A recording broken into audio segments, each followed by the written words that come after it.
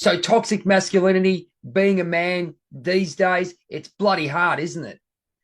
I mean, being a man myself, of course, I can understand all the hassles and all the struggles that you might have. I mean, we've been called all these names and we've been told we have to do this and being within our emotions, we have to be better. But what about the females as well? How hard is it being a female these days?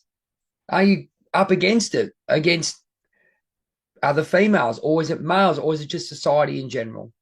Ladies and gentlemen, this is the Robin Hood Effect, episode 6. My name's Jay, and I'm part of Journey of a Whitefeather and a chat with Jay.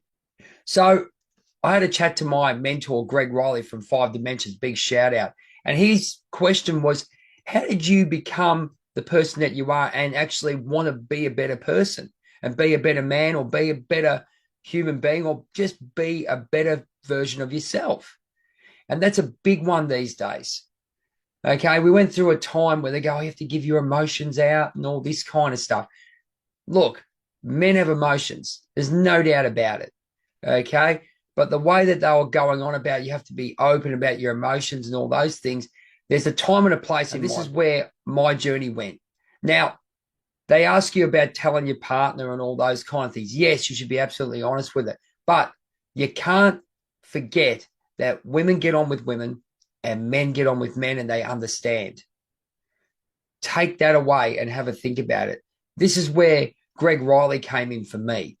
Now, I was broken. I didn't know what the hell was going on. You know about the pseudo stroke. You know about the anxiety. You know about the depression. Basically, I didn't know who the fuck I was. Let's be honest. And then Greg Riley came along, provided a safe space and some quality knowledge, but also a lending ear. Now, that's my next point, where me as a motivational coach have come along to help people like that and give you guidance. Now, back to the original question, which we talk about being a male in these days and ages. You know, we've got all these people going, you should do this, men are this, men are that. Yeah, men aren't doing this, men aren't doing that. You know, don't worry about dating, worrying about how you look, worry about what you say. You know, then there's people who are saying women are taking the masculine role. Now, I'll just quickly go over that.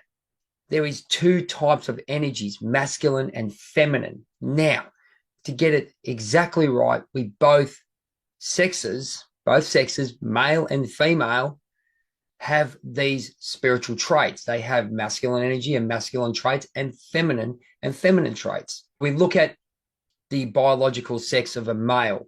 Okay, so they have particular traits. Women have particular traits as well. This is totally separate to your individual journeys, okay, and how you run your life. All right, you might go by social standards and all that kind of stuff, but getting back to the point of how do males come across and give out their emotions or get themselves to a point where they can actually be better and find out instead of being this tough guy. It's still a tough guy thing, but remember, and this is what they forget, men do have emotions. We do have pride. We do have respect. It's about being a human, but we have different things in life. We're a protector. Women are nurturers. But think about this. If you're in a relationship, whether it be a friendship or a sexual relationship, think about how the person treats you. If you're not being respected for who you are, what can I say? Where are you going to end up? Or you weren't taught boundaries, or you weren't taught how to stand up for yourself, or you didn't understand about self-esteem and self-awareness. And, you know, we go on about the great, you know, childhood trauma, okay, which is legit. But what I'm saying is, how can you learn from that? What is happening as a man, going back and revisiting it for the emotion and how it finished? It's very important we look at these things. And this is what Greg Riley taught me in the 5 Dimensions Shadow Warrior course, which I've moved into motivational coaching. We understand that there's females that say men are just pigs and they just treat you like shit and all these kind of things. You hear it all the time on Tik Tok and all those things. You know, they go, oh, no, we don't need men and all that kind of stuff. That's not the best way to be. But taking it from a different point of view. Feminist movement came, and the feminist movement for me is they weren't getting a go, and we don't have to go into any logistics or anything. This is why they did it. Okay, they thought they were just bound to be housewives or whatever else they wanted to be. Okay, but they couldn't take control of themselves. I don't have a problem with that. But then it's starting to get to a point where now they want to take over and say, oh, you've got to do this, you've got to do that. If you want to be with me, where does that come in to where I was and what people want to do with regards to being male and expressing your emotions? Let me get to that. Question was, how do I express and how do I go to get this help or become better? I think first thing you have to be open to it. And I don't think that people are exposed to it as much. There's great community groups, mental health community groups, King's community, Harvey, massive community about men who are getting appreciation for who they are as men, not anywhere else. Men need to be heard. That's another one. Fantastic. Okay? They're just being honest. You might say to yourself that, you know, they're putting women down and all that, but this is how I look at it. There comes a point where you poke the bear, someone's going to come back. You can say what you want. That's what happened to women. And now it's happened to men. But they're actually opening up to say, this is how I'm feeling. This is what I want to get out of life. The main thing is, with regards to where I was, I needed to find me. Doesn't matter about this male and female bullshit. It's about me. I'm being selfish. It's about me. So I was put on a journey to find myself as a human male and also the person that I wanted to be in this world. So I went on this journey with Greg Riley, and he actually got into asking myself about what was making me tick, what was going on that was holding me back to be my best self. We hear all this all the time, but it was predominantly about men because men have different psyches to women. Okay, so that's how you have to look at it. What aren't you getting in life? It's not forcing someone to be someone for you or forcing someone to give you anything. It's actually being yourself. Now, the hardest thing is there is a role in life, and we still have that role. The men still have that strong role, even though in some of the households, we know what's going on. Okay, don't do this, don't do that. They hear about, you always hear about nagging and all those kind of things. Okay, there's physical abuse on both sides. Go and check out Harper Black on my channel, and he'll tell you that it's a universal thing. Males and females do have that issue with regards to domestic violence and emotional abuse. And it's bad, but there's emotional abuse for a man. How do they deal with it? Because they're supposed to be this big, strong person.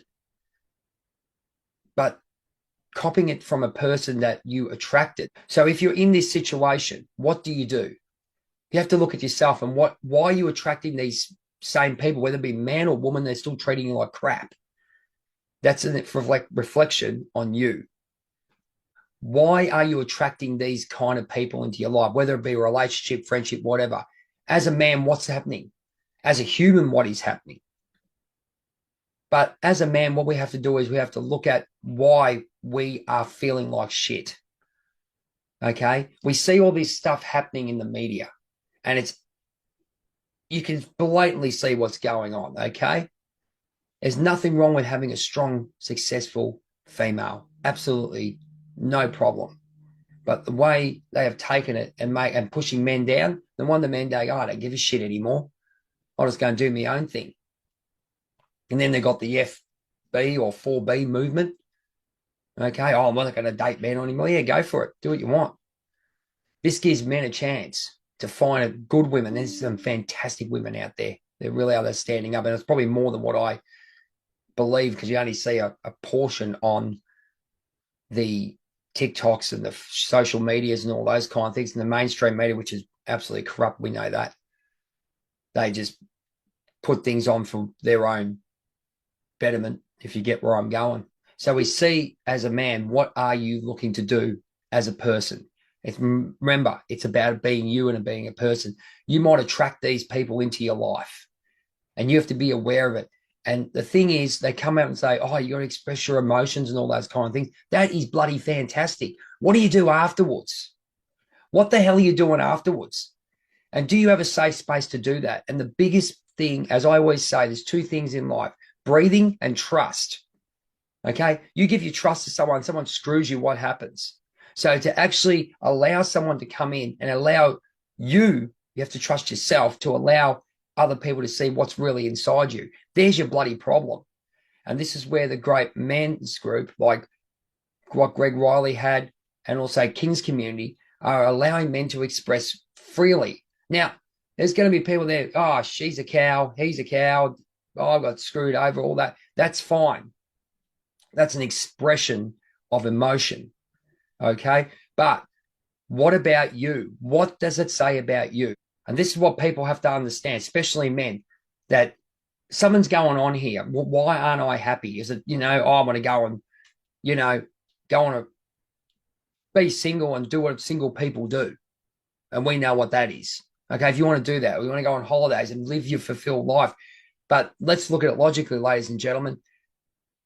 Men do want that closest with a great female. That's someone they connect with. But they don't, because what happens is females, and ones that in my life that I've had, minus the present, I've allowed to take from me because I didn't have the boundaries. I didn't have the self-esteem and self-confidence. I wasn't taught this. This is where you're looking into yourself as a person. Look, I don't blame you for saying, men are this, men are that, they're chauvinist, all this kind of stuff. Hey, look, at the end of the day, here it is. And you can clickbait this. Men have been meant to be leaders and strong and protect, right? And they are a physically attraction-based sex.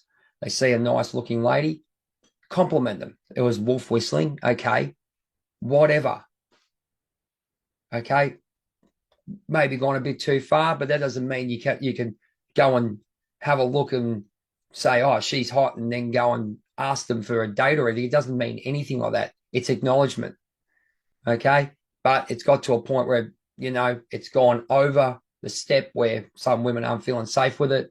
And it's got to a point where, you can't do anything anymore. You can't even say hello, which is absolute garbage.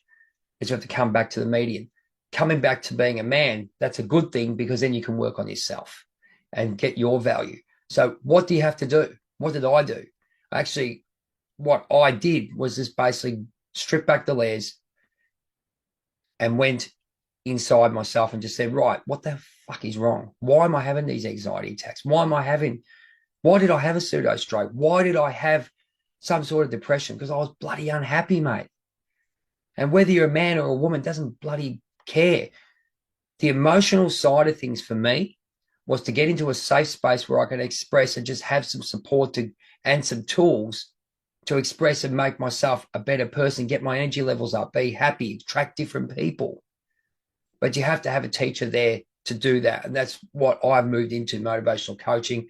And obviously with Greg Riley, he's doing his 5 dimensions coaching, and obviously King's Community, which is fantastic, a worldwide community of men just getting together, having a chat, mate. And you can say what you want. It's not a bloody woman bashing session or anything like that. Okay. It's nothing like that. It's all about us and just as people. Okay. It's not about that. You might express you've had some bad times. You've let someone walk all over you. But at the end of the day, you're trying to work out why. How could I become better? That's expression for me. That's expression. Finding out exactly who you are. What can you do? Change it. You don't have to go and sit there and meditate if you don't want to. Go for a walk. Change your patterns in life. What, you're drinking or you're smoking, or you want to change and have a happier life. The happier life you get, the happier people want to come around you. Your vibration goes up. How do you do that? You go within and find out what's going on, but you have to be in a safe space to do that. That is the most important thing. That's what men are a bit scared of. It goes big macho man, Randy Savage, and the big Hulk Hogan and all those kind of things. Look, big boys cry. Okay? It happens. We get sad. We got bromances. We all have emotions. We just got to harness them. Harness them the way the males do. It could be totally different to what females do, like doing circles and yoga and all those kind of things, or maybe meditations. Everyone is totally different. You have a look at Andrew Tate, Justin Waller, and all those kind of what they do. A couple of different things. That could be very controversial because some people think they're male chauvinists. But at the end of the day, really look at what they're saying and what people are saying and make your judgment. Most men want the best for themselves. Once they get the best for themselves, which most of them put themselves second, have a look at that. Take that theory and have a look. If they get a lovely person, a lovely lady, or whatever, I'll put that in. They will take care of them. I know I have, and it's been to my bloody detriment. I'm too caring. And a lot of that will resonate with a lot of people out there. Getting back to it, changing a life. I did journaling, writing, doing these videos, expression. The chats have come up. It's making that change and being aware, ladies and gentlemen. What do you watch? What are you thinking about at night? Okay, have you got too much stress? How can you actually step back and make some serious changes? Even just basically looking at your house, if it's unorganized, how can you organize it? You've got to, as a man, you've got to take back a bit of power for yourself. And that's not in a bad way, but take back your own spirit and soul. And a good people, especially a wife or a partner or a great friend, will allow you to be you and get that help. Psychologists are fantastic. Coaches are great because they have been through it. I have been through it, so I can help. I can guide you through. Okay. Some of the things I do. Number one, journaling. Do some writing. I go and exercise. Watch what I eat. I consciously watch what I eat. Okay. I've put a focus on myself. I've really turned the mirror. Even simply putting on meditation music, you don't have to, but what I do is some of the videos I watch. Okay. Now I relax watching cartoons and all the old cartoons and have some fun and have a bit of a laugh. But when you're getting serious, you watch like stuff like Marcus Aurelius and Epictetus, some of the development as a person, human development, personal development, mind development, mindset coaching, all those things. There's male and female, but what I would say to you is pick something that attracts to you. If it attracts to you, then do it. If you need a coach, absolutely. I had the question last night from Greg, and he said to me, why would someone pay me X amount of dollars to come and see me? And I said, mate, because you gave me the safe space and the motivation to find myself, and you gave me some tools and some guidance. Because the biggest thing is, oh, I've done this, I've done that. I see a lot of people go, I've been there, I've done that. Yep, great. What else did you do? Did you actually take formal action of changing your life and making a conscious change? Even if it's as simply stop drinking liters of soft drink. Okay, we do that. But what about up here as well? What's happening up here? What about here, the heart? What's happening in the heart? And it's not going over and everyone goes, oh, yeah, you have to go and meditate and do cold stone therapies and all those kind of things. Okay, if you want to do that, that's fine. Get massages or whatever you want to do. That's fine. They go, I'll bring out your feminine side. It absolutely shits me to tears because it's feminine and masculine energy, and we both have it. It's bringing out the person within you.